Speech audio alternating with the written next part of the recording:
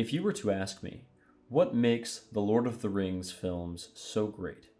My response would likely have a runtime longer than the extended edition of the trilogy. For that reason, today we are looking at one aspect of the many that contributes to why these films are so great. It has to do, specifically today, with the dialogue and how the dialogue in the movies draws from the books. Throughout the films, the scripts make excellent use of quotations from the book.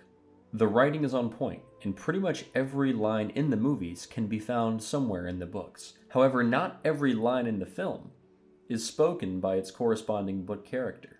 A common example of this would be Grima Wormtongue saying one of Aragorn's lines from the books in the movies.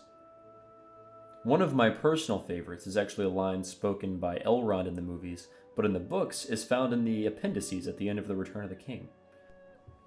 A brief history of Middle-earth is required to understand exactly the subject of today's video, so let's get that out of the way. In Numenor, the kingdom of which Aragorn is descended, the kings were blessed with long life, because before the kingdom of Numenor was founded, the men known as the Edain fought against Morgoth with the Noldor, the Sindar, and later the host of the Valar. In the youth of Numenor, the kings could live to be hundreds of years old, with some being over 400. But like most enchantments in Middle-earth, it began to wane. Yet the wise kings of old could decide to die, rather than cling to life at the very end. Thus, the wise Numenorians would pass away of their own accord before time forced it upon them.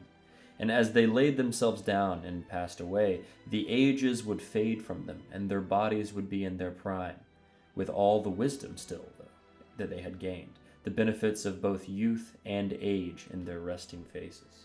However, as is always true with humans, wisdom faded slowly as well, and more frequently with the Numenorians, and they would cling to life and envy the Eldar and the powers for their immortality, not realizing that death was the gift of Iluvatar to men.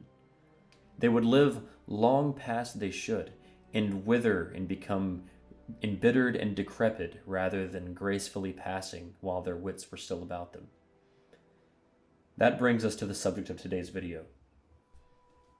In the film, Elrond says this line: "An image of the splendor of the kings of men and glory undimmed before the breaking of the world." The breaking of the world referring to the seas sinking Numenor and the earth becoming round after the Numenorians lost all wisdom and dared to sail in force against the Valar and the Eldar. He says this line to try and convince Arwen to take the ship into the west, saying that even if the good guys win, she will have to face the bitterness of mortality, as in Aragorn's eventual death, and perhaps even her own should she be bound to his fate as well, which is eventually what happened. In the books, this line is present, but it's not really a quote from a character. When, after 120 years on the throne, and at the ripe age of 210, Aragorn decided that his own time had come, he returned to the tradition of passing on the throne and then passing away. Arwen pleaded with Aragorn to remain for a while longer, but to no avail. Aragorn had decided that his time had come, and it was time for him to move beyond the world. "I am the last of the Numenorians, and the latest king of the elder days. And to me has been given not only a span thrice that of men of Middle-earth, but also the grace to go at my will and give back the gift. Now therefore I will sleep." And long there he lay, an image of the splendor of the kings of men and glory undimmed before the breaking of the world.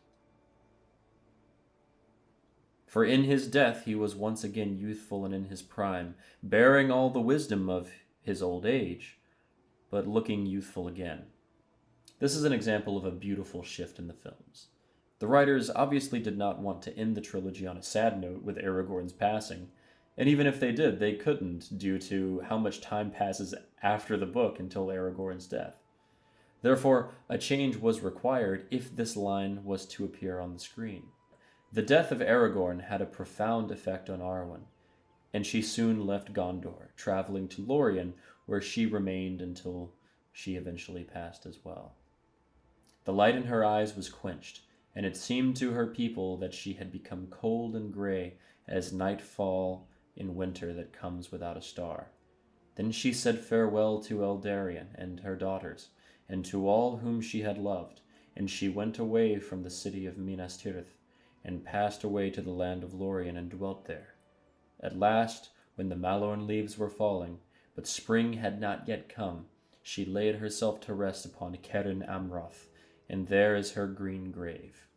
This is another example, if you recall, Elrond foreseeing Arwen's future, but not really giving her all of the beautiful bits, just the sad bits to try and convince her to leave.